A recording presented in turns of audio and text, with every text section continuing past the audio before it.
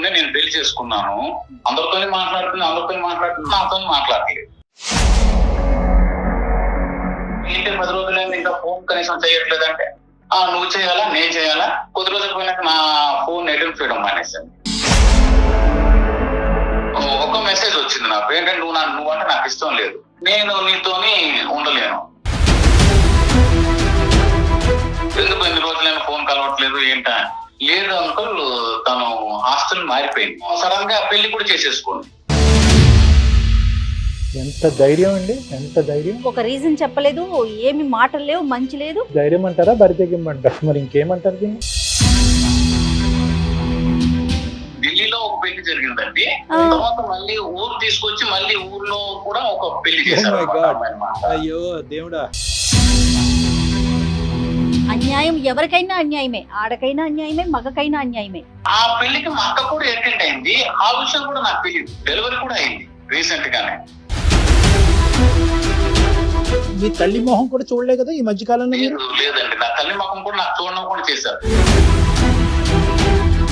వెనక నుంచి వెన్నుపోట్లు, సొంత కుటుంబ సభ్యులే మీ జీవితాన్ని నాశనం చేశారనేటటువంటిది చాలా బాధాకరమైనటువంటి అంశం. కుటుంబంతో పని లేదు, బంధువులతో పని లేదు, సమాజంతో పని లేదు, ఆఖరికి చట్టంతో కూడా పని లేకుండా ఇదే పని నేను చేస్తే ఈ సమాజం కానీ ఈ ల్యాండ్ ఆర్డర్స్ కానీ 10 కేసుల్లో ఇప్పటికి జైల్లో ఉండేవారు మీరు.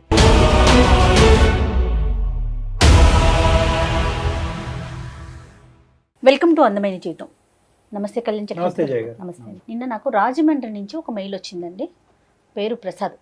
పెళ్ళయి 1 సంవత్సరం అవుతుంది. నేను డైరెక్ట్గా టాపిక్లోకి వెళ్ళిపోతున్నానండి, ఎందుకంటే టైం వేస్ట్ కాకుండా మళ్ళీ వాళ్ళతో కూడా మనం డిస్కస్ చేయాలి కదా, అందుకనేసి. ఒక పర్సనల్ ఇష్యూ, అంటే ఇలాంటివి మగవాళ్ళు కూడా ఫేస్ చేస్తారంటే సమస్యకి ఆడ మగ తేడా లేదు, బట్ ఈ రోజుల్లో ఇలా కూడా ఉంటుందా అని నాకు అనిపించింది. కళ్యాణ్ గారు నెంబర్ ఇచ్చారు, కాల్ చేసేస్తానండి డైరెక్ట్గా. తప్పకుండా.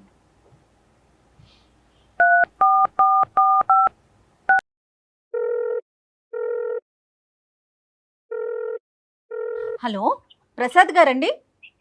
అవునమ్మా. నేను జయానండి, అందమైన జీవితం ప్రోగ్రామ్ నుంచి కాల్ చేస్తున్నాను. మీతో మాట్లాడొచ్చా? మాట్లాడచ్చమ్మా, మాట్లాడండి. రైట్. నాతో పాటు డాక్టర్ కళ్యాణ్ చక్రవర్తి గారు కూడా ఉన్నారు. అమ్మా, మీరు నాకు మెయిల్ పెట్టారు, దాన్ని ఒక బ్రీఫ్గా డాక్టర్ గారితో మాట్లాడండి. లేదమ్మా, మా అక్క కూతుర్నే నేను పెళ్లి చేసుకున్నాను. మ్మ్.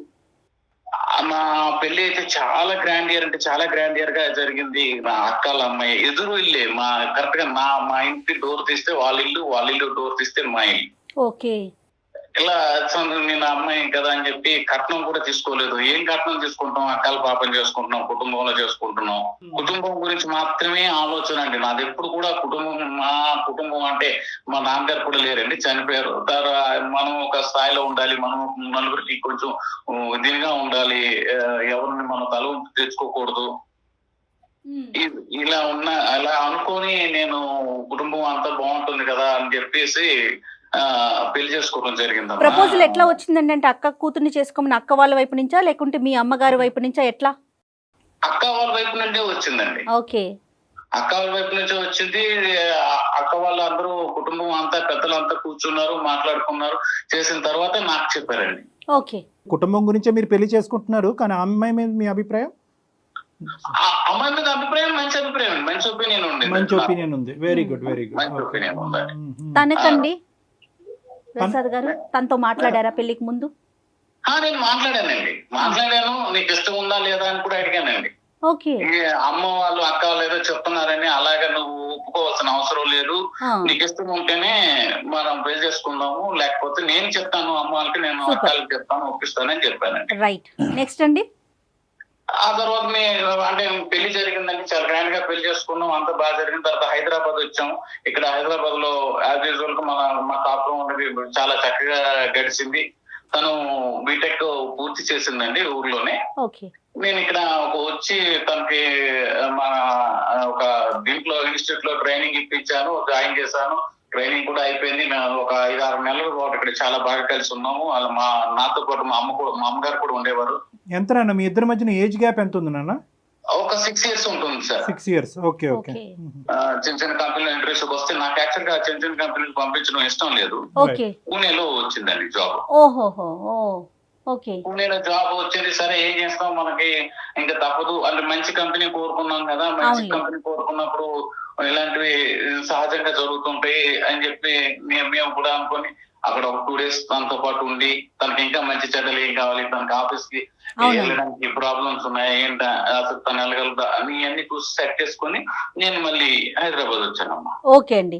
ఈ అమ్మాయి ఇంకా 10 రోజుల తర్వాత ఏంటి 10 రోజులైంది ఇంకా ఫోన్ కనీసం చేయట్లేదంటే, నువ్వు చేయాలా నేను చేయాలా ఆహా. అని అడిగింది. అదేంటి అలాగడిగావు, ఎవరు చేయాలి, నువ్వు చేయాలి నేను చేయాలి, అది ఎలాగా ఏం చేస్తున్నావు అనేసి అంటే, కాదు నువ్వు కదా చేయాలి అనేసి. సరే అని నేను దానికి సర్ది చెప్పుకొని మళ్ళీ నేను ఫోన్ చేయడం చేస్తుంది. కొద్ది రోజులు పోయినాక నా ఫోన్ అటెంప్ట్ చేయడం మానేసింది. నా ఫోన్ ఎందుకు అటెంప్ట్ చేయట్లేదు, సరే తను ఏదో బిజీగా ఉందేమో, ప్రాజెక్ట్ బిజీలో ఉందేమో, తనకు వర్క్ స్ట్రెస్ ఎక్కువ అవుతుందేమో అనేది, సరే చేస్తుందిలే అని ఇందులో నా అమ్మతో నా అక్కలతో మాటలు తను ఫోన్ చేస్తుందని అడగటం ఇవన్నీ జరిగినాయి. అయితే నేను ఒకసారి 2 సార్లు అయినాయి ఫోన్ చేయట్లేదు అనేసి అంటే, తర్వాత నేను అక్క వాళ్ళకి చెప్పాను, ఇలాగ నా ఫోన్ ఎత్తట్లేదు. లేదురా తను ఏదో బిజీగా ఉంటుంది, నా ఫోన్ మాకు ఫోన్ చేస్తుంది కదా, మాట్లాడుతుంది కదా అని చెప్పేవారు. సరే అనుకున్న తర్వాత ఇలాగ మళ్ళీ ఫోన్ రీచ్ అవ్వట్లేదు. ఎప్పటికి రీచ్ అవ్వకపోయేసరికి నేను తన ఫ్రెండ్ ఫోన్ నుంచి నాకు ఒకసారి ఫోన్ చేసింది అనమాట. అక్కడ జనరల్ గా తన ఫోన్ కి సిగ్నల్స్ ఉండవు ఒక్కోసారి, అక్కడ ఉండకపోతే వేరే వాళ్ళ ఫోన్ పక్క ఫోన్ నుంచి చేయడం కానీ ఇలా చేయడంలో ఈ నెంబర్ కూడా పెట్టుకోండి అని చెప్పారు. నేను ఆ నెంబర్ కి ఫోన్ చేశాను. ఎందుకు ఇన్ని రోజులైనా ఫోన్ కలవట్లేదు ఏంటా ఖచ్చితంగా. ఆ అమ్మాయి నాకు చెప్పడం ఏంటంటే, లేదు అంకుల్ తను హాస్టల్ మారిపోయింది.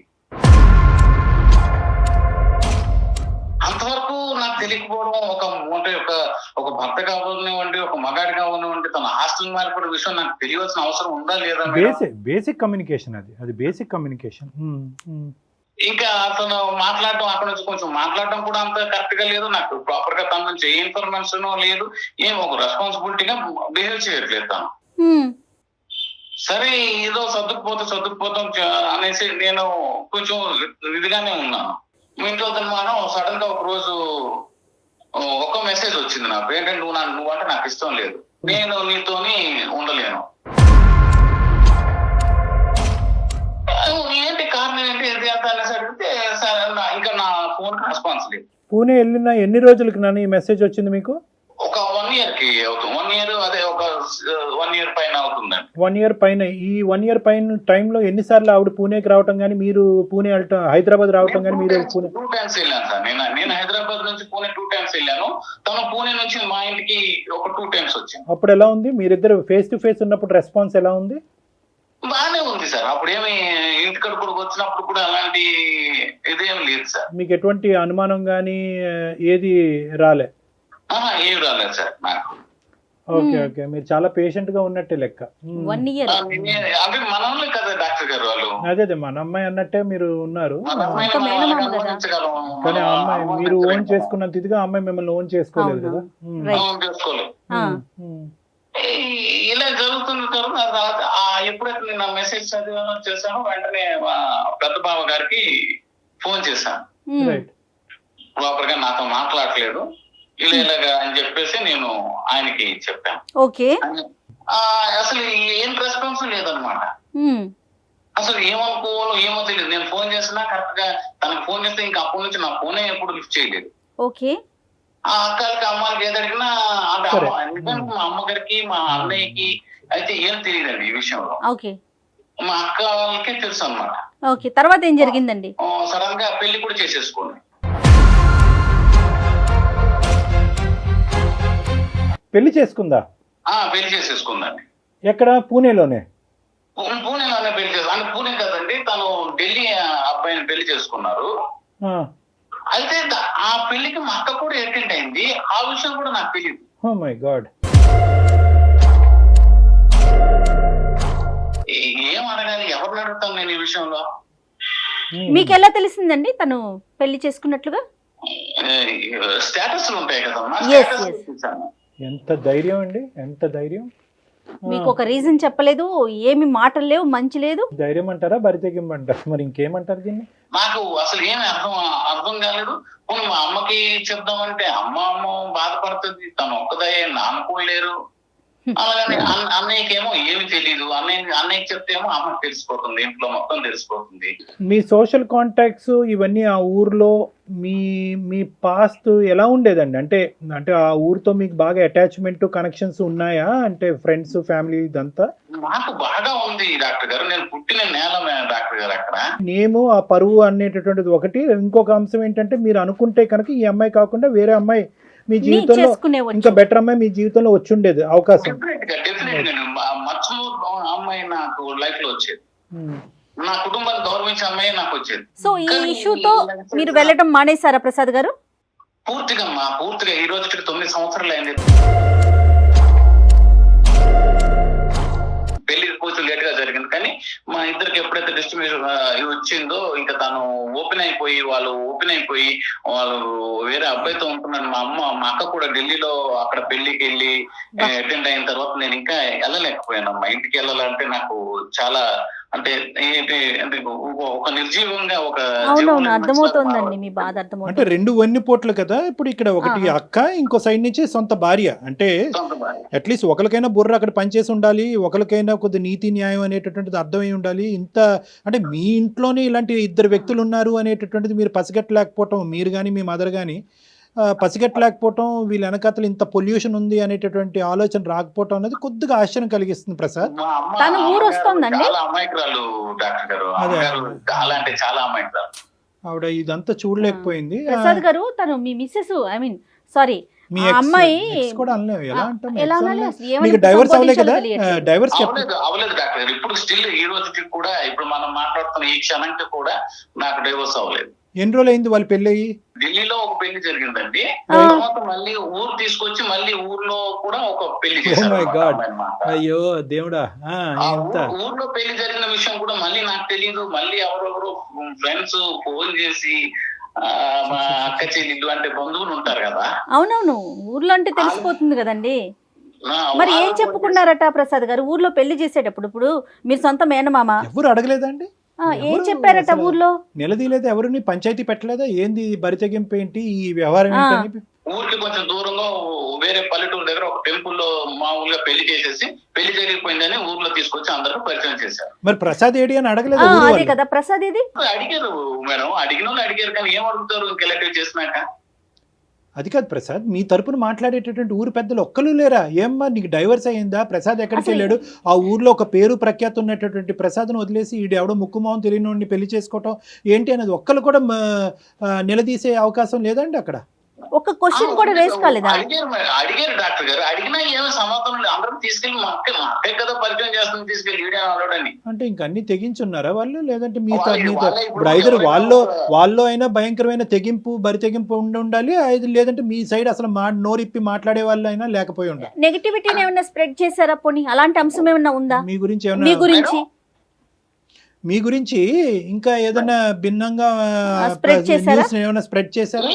ఏం లేదు, నా గురించి ఏం స్ప్రెడ్ చేయడం లేదు. అందరికి తెలుసు అక్కడ తను రకరకాలు నేను చెప్పాను, నేను మీకు చాలా చెప్పాను. ఇందులో ఒక మగాడిగా మీరు ఒక సమాధానం చెప్పండి, వీటన్నిటిని తట్టుకుని ఎలాగ మనం నిలబడాలి? వెనక నుంచి వెన్నుపోట్లు సొంత కుటుంబ సభ్యులే, ఎక్కడో దూరం వాడు చేస్తేనే అరే మోసం చేశాడు అనుకునేటటువంటి ఈ రోజుల్లో సొంత కుటుంబ సభ్యులే మీ జీవితాన్ని నాశనం చేశారనేటటువంటిది చాలా బాధాకరమైనటువంటి అంశం, కాదనట్లేదు. కానీ ఇక్కడ కొన్ని మనకు వచ్చేటటువంటి ప్రశ్నలు ఏంటంటే, మీ సైడ్ నుంచి బేసిక్ కాన్సెప్ట్ ప్రసాద్ అనేటటువంటి తెలియనటువంటి ఊర్లో, మనిషి గురించి తెలియనటువంటి ఊర్లో ప్రసాద్ని ఇంత అన్యాయం చేస్తారా అని ఎదిరించి నిలదీసేటటువంటి వ్యక్తి కనిపించకపోవటం అన్నది ఇక్కడ ఆశ్చర్యం కలిగించే అంశం. రెండోది, ఎవరు ఎందుకు ఏం చెప్తారండి? ఇక పెళ్లి ఇప్పుడు ఢిల్లీలో పెళ్లి అయిపోయింది ఫస్ట్ టైం సంగతి కొంతవరకు స్ప్రెడ్ చేశారు. సరే, దీనంతటి యొక్క ప్రభావం మీ మీద ఎలా పడిందండి? అంటే 9 years పాటు ఒక భయంకరమైన వనవాసం గడుపుతూ, మీరు వనవాసం అంటారా? అంటే ఎందుకు మిమ్మల్ని మీరు ఎందుకు ఇంత శిక్షించుకుంటున్నారు? నెంబర్ 1. నెంబర్ 2, ఇక్కడ ఏంటంటే మీ తల్లి మొహం కూడా చూడలే కదా ఈ మధ్య కాలంలో మీరు? లేదండి, నా తల్లి మొహం కూడా నాకు చూడడం కూడా చేశారు. ఇందులో ఇంకొక విషయం, ఇంకా గొప్ప విషయం ఏంటంటే డాక్టర్ గారు, అసలు అంటే ఇవన్నీ ఎలా చెప్పాలి, అసలు ఏమని చెప్పాలి, సిగ్గు విడిచిపోయి అన్ని ఇంకా సంగతి మర్చిపోయి చెప్పాలేమో తెలియదు. కానీ తను డెలివరీ కూడా అయింది.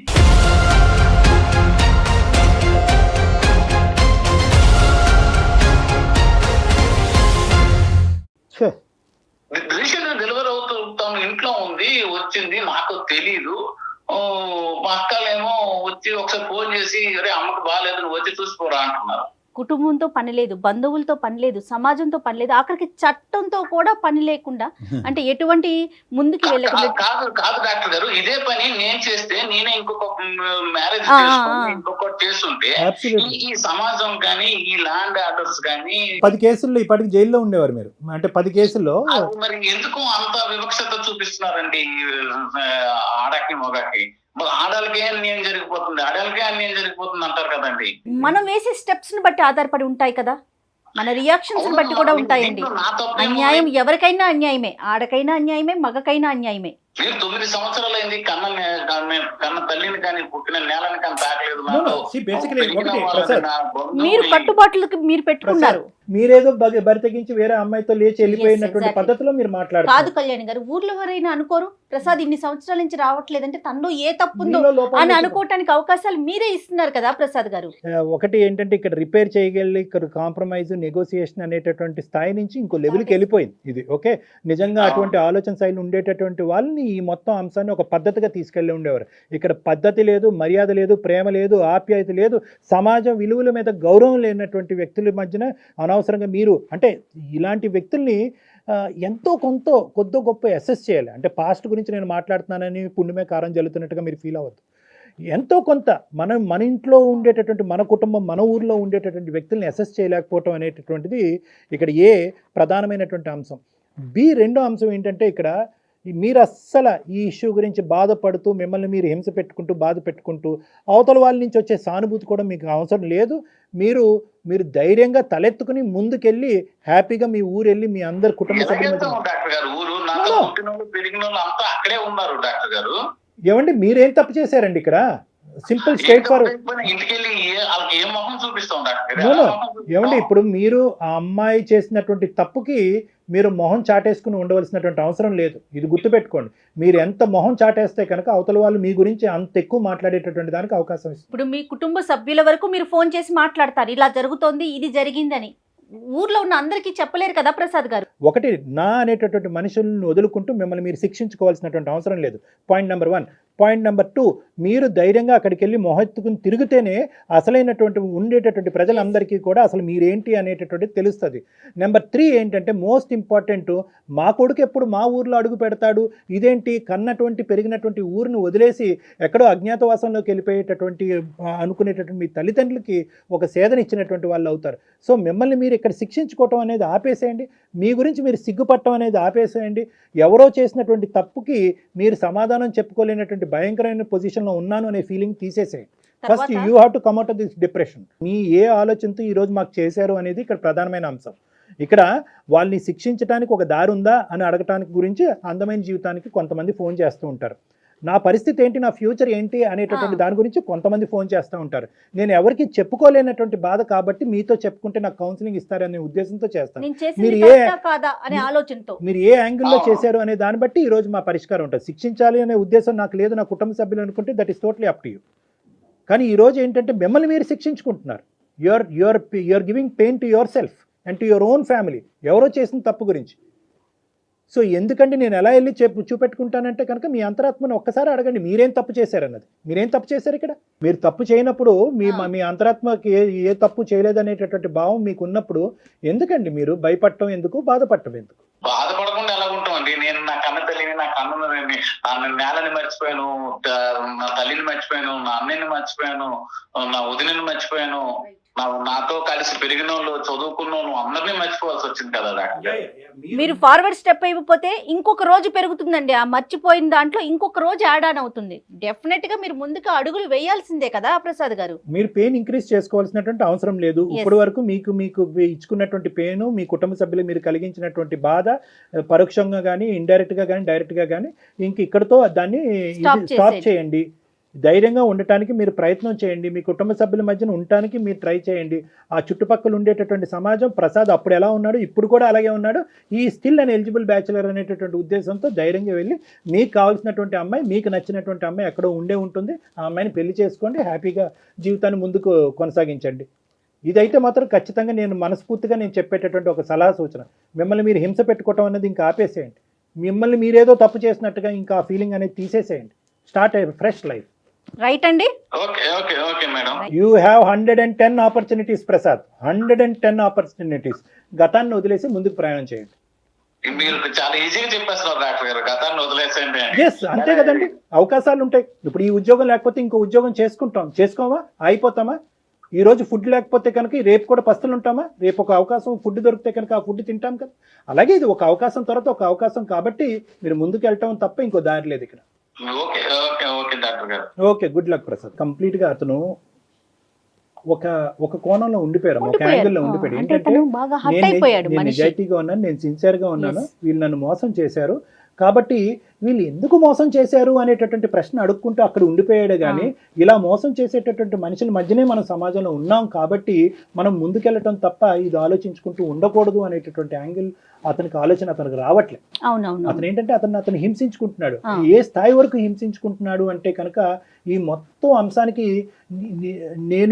నేనే కారణం అనేటటువంటి స్థాయిలో ఆ ఇమాజినేషన్ లోకి అతను వెళ్ళిపోయాడు.